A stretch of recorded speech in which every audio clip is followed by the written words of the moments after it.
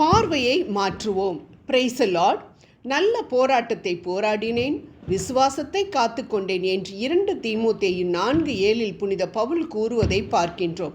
நமது போராட்டம் இந்த உலகத்துடனும் உறவுகளுடனும் வியாதி போன்றவைகளுடனும் தான் இருக்கிறது என்று நாம் நினைத்து கொண்டிருக்கின்றோம். ஆனால் புனித பவுலின் கூற்றுப்படி நமது போராட்டம் விசுவாசத்துடன் இருக்கக்கூடிய போராட்டம், அதாவது நமது விசுவாசத்திற்கும் நமக்கும் இடையே உள்ள போராட்டம். விவிலியத்தை வாசிக்கின்றோம், அதில் உள்ள இறை வார்த்தைகளை பிடித்து கொண்டு நல்லா ஜெபிக்கிறோம். நீ கடன் கொடுப்பாய், கடன் வாங்காதிருப்பாய் என எழுதியிருக்கிறதே ஆண்டவரே, என் கடன் பிரச்சனையை தீர்ங்கப்பா என்ன ஜெபிக்கிறோம். ஆனால் சாத்தான் எத்தனை நாள் தான் நீ இப்படி ஜெபிச்சுக்கிட்டே இருப்ப, எங்கே தீர்ந்துச்சு உன்னுடைய கடன் பிரச்சனை என திரும்ப திரும்ப சொல்லும் பொழுது தளர்கின்றோமா? அப்பொழுது விசுவாசத்தில் சோர்ந்து போகிறோம் என்று அர்த்தம். அதாவது விசுவாசத்தோடு உள்ள போராட்டத்தில் தோற்றுவிட்டோம் என்று அர்த்தம். என் தேவன் வாக்கு மாறாதவர், இதுவரை என்னை வழி நடத்திட்டாரு, இனியும் வழி நடத்துவார், எனது கடன் பிரச்சனையை நிச்சயம் ஆண்டவர் தீர்ப்பார் என்று தைரியமாக எழுந்து நின்றோம் என்றால் விசுவாச போராட்டத்தில் ஜெயித்து விட்டோம் என்று தானே அர்த்தம். ஆகவே நமது போராட்டம் பிசாசுடனும் வியாதியுடனும் தான் இருக்கிறது என்று நினைக்க வேண்டாம். சிலுவையில் நமக்காக தொங்கி அதே சிலுவையில் சாத்தானையும் வியாதிகளையும் நம் தேவன் இயேசு அறைந்து விட்டார், வென்று விட்டார். அதனால் அவனோடு நமக்கு போராட்டம் இல்லை. நமது போராட்டம் நமது விசுவாசத்துடன் தான் என்பதை நாம் நினைவில் கொள்ள வேண்டும். அதனால் நாம் செய்ய வேண்டியதெல்லாம் ஒன்றே ஒன்றுதான். ஆண்டவரே, எனக்கு இதை தாரும் அதை தாரும் என்று கேட்பதை விட்டுவிட்டு எனது விசுவாசத்தை பெருக்கும் என கேட்போம்.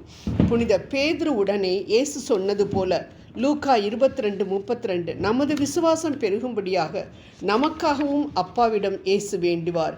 இனி நம் ஜெபத்தை மாற்றுவோம், ஜெயம் பெறுவோம். விசுவாசம் எதினால் வரும்? ஆதலால் விசுவாசம் கேள்வியினாலே வரும், கேள்வி தேவனுடைய வசனத்தினாலே வரும் என்று புனித பவுல் ரோமியருக்கு எழுதிய திருமுகம் 10வது அதிகாரம் 17வது இறை வார்த்தையில் நாம் இவ்வாறு வாசிக்கின்றோம். 1 சாமுவேல் 17வது அதிகாரத்தை நாம் வாசிக்கும் பொழுது எவ்வாறு விசுவாசமானது வெற்றி பெற்றது என்பதை பார்க்க முடியும். பெலிஸ்திய இராணுவ வீரன் கோலியாத் இஸ்ரவேலரிடம் சவால் விட்ட பொழுது 40 நாட்கள், அதாவது 80 தடவைகள் இஸ்ரவேலர் ஓடி ஒளிந்து கொண்டார்கள்.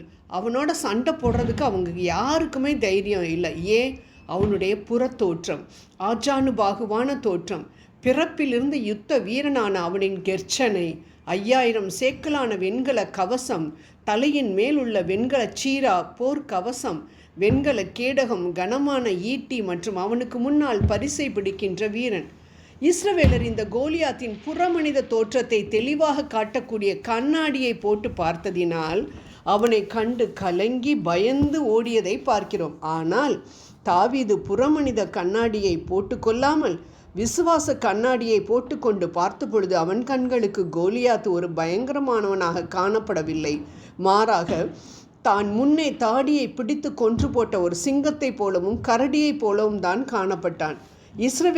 இஸ்ரவேலின் தேவனை நிந்தித்த விருத்த சேதனமில்லாத ஒரு உயிரற்றவனாக பார்த்ததின் விளைவு கோலியாத்திற்கு எதிரான தாவீதின் விசுவாச வார்த்தைகள். நீ பட்டயத்தோடும் ஈட்டியோடும் கேடகத்தோடும் என்னிடத்தில் வருகிறாய், நானோ நீ நிந்தித்த இஸ்ரவேலினுடைய இராணுவங்களின் தேவனாகிய சேனைகளுடைய ஆண்டவரின் நாமத்திலே உன்னிடத்தில் வருகிறேன். இன்றைய தினம் கர்த்தர் உன்னை என் கையில் ஒப்பு கொடுப்பார். நான் உன்னை கொன்று உன் தலையை உன்னை விட்டு வாங்கி பெலிஸ்தருடைய பாளையத்தின் பிணங்களை இன்றைய தினம் ஆகாயத்து பறவைகளுக்கும் பூமியின் காட்டு மிருகங்களுக்கும் கொடுப்பேன். அதனால் இஸ்ரவேலில் தேவன் ஒருவர் உண்டு என்று பூலோகத்தில் எல்லோரும் அறிந்து கொள்வார்கள் என்று சொல்ல முடிந்தது. ஆம், இஸ்ரவேலர் கோலியாத்தை பார்த்த பார்வை அவர்களுக்கு பயத்தையும் தோல்வியையும் கொண்டு வந்தது. ஏன்? வாயிலிருந்து வந்தது அவிசுவாச வார்த்தைகள். 1 சாமுவேல் 17:33 புறமனித பார்வை பயத்தை கொண்டு வந்தது, பயம் அவிசுவாசத்தை கொண்டு வந்தது, அவிசுவாசம் தோல்வியை கொண்டு வந்தது. ஆனால் தாவீதின் உள்மனித பார்வை தைரியத்தை கொண்டு வந்தது, தைரியம் விசுவாச வார்த்தைகளை கொண்டு வந்தது, விசுவாச வார்த்தைகள் வெற்றியை கொண்டு வந்தது. சாதாரண கூழாம் கற்களை அவனின் விசுவாசம் சக்தி வாய்ந்த அணுகுண்டுகளாக மாற்றி யுத்த வீரனான கோலியாத்தை கொன்று போட்டதை நாம் பார்க்கின்றோம். ஜெபம் செய்வோம். அன்பான ஆண்டவரே, நாங்கள் உலக பிரச்சனைகளையும் வியாதியையும் பயம் மற்றும் அவிசுவாசமான கண்ணாடி கொண்டு பார்க்காமல் சிலுவையில் பிசாசின் தலையை நசுக்கிய வெற்றியை கண்டு பார்வையை பார்த்து வெற்றி காண கிருபை புரியும். ஆமேன்.